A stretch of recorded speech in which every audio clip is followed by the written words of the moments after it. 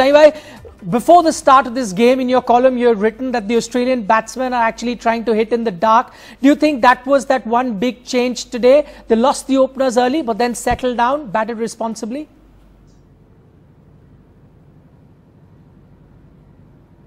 Well, for one, I think the lights over here at the Guwahati Stadium are absolutely magnificent. So it wasn't quite playing in the dark for them. But I think it's the batting. Seriously, I think it's the batting order change that made the difference because Henriques is the kind of player who's not a hit and miss player. He's the kind of player who will play himself in like he did.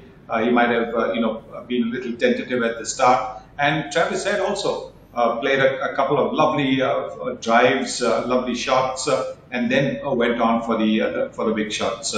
So yes, I think the Australians will be very pleased to see that apart from Finch and Warner, they've got two other players who shouldered the responsibility after the early dismissal of Finch and Warner, and took their team home. So yes, I think it's a very, very good performance from the Australians. Right. Saibhai, of course, as you mentioned, the batting was good. But just, did you find a different Australian team that came onto the field? They were really tuned in right from the start. We saw that bit of Aussie aggression as well, really concentrated on the job at hand. Some fantastic catches to no misfielding. So do you think they were like a little more determined to win this game? Because had they lost this, the series would have been over?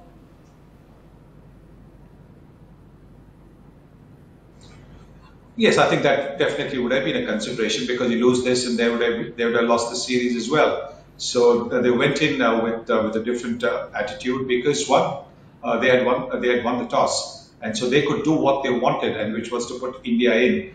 There was a little hint of moisture under the surface, which would have meant that the ball was going to move around just a little bit, and Behrendorff bowled quite superbly. So I think those early wickets actually set India back. If India had got off to a fairly decent start, and if they had got to maybe 140 or even 150, then I think we could have had a much closer game than what we eventually saw. Right, so I'm not taking anything away from Australia's performance, but do you think that toss, as you mentioned, that also played in favour of Australia a bit, because the dew factor was very evident here in Guwahati, and Indian bowlers had to bowl with that dew. I know the first 6 overs the fast bowler got some sort of help, but after that there wasn't any.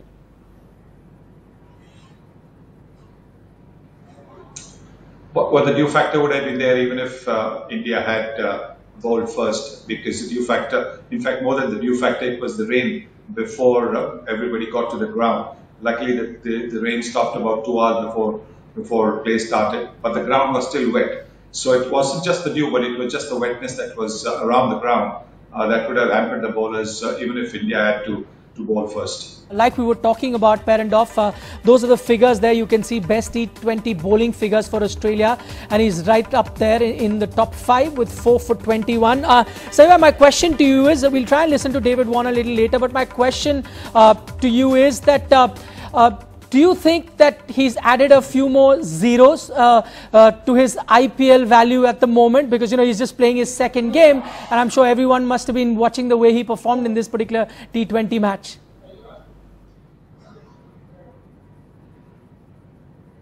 Well, I think so. I think, these things will stay fresh in the minds of all the scouts for the different franchises. And definitely, if you can bowl your first couple of overs and get 3 or 4 wickets, then you're going to be huge value for whichever team that you play for. He has been part of the IPL, hasn't he? But probably hasn't got the opportunity. But I think after this performance here in Guwahati, he'll get to play a fair bit of IPL and maybe some other T20 leagues as well.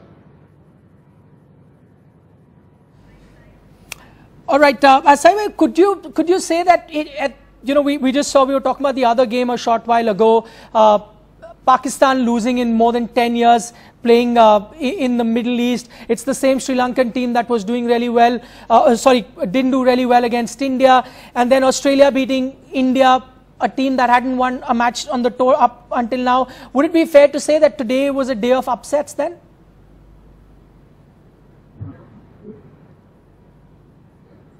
Well, I suppose if you talk about Australia versus India, yes, but in the series between Pakistan and Sri Lanka had won the first test as well. So you can't say that them winning the second test was a surprise. If they had lost the first test and won the second test, then yes, it would have been a surprise. But I think by winning both the test matches, Sri Lanka's win certainly has been comprehensive, not a surprise. Australia, maybe you could say, was a performance that surprised the Indians more than it surprised the Australians. Okay, and finally, Saima, because you mentioned right at the start, this was a brand new stadium. You spoke about how good the lights there were. Plenty of fans came there. I think it was chock-a-block.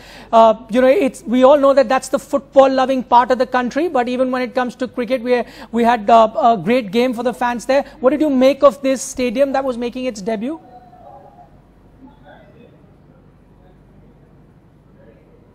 Oh, it's a magnificent stadium, no question about it.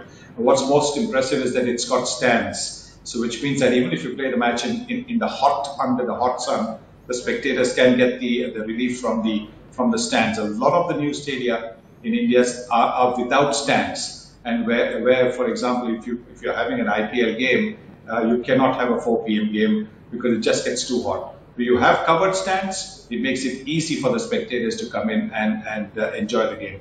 So I think that thought has been very, very laudable to ensure that the spectators get value for their money by giving them good seats. And generally, I think the stadium's been pretty good. But like everywhere else in India, the exit points need to be a little bit better, because people just get stuck in traffic with everybody walking, to the pedestrians, the spectators who have come in walking on the main roads, and cars can hardly move. And it can therefore be a security issue more than one of inconvenience.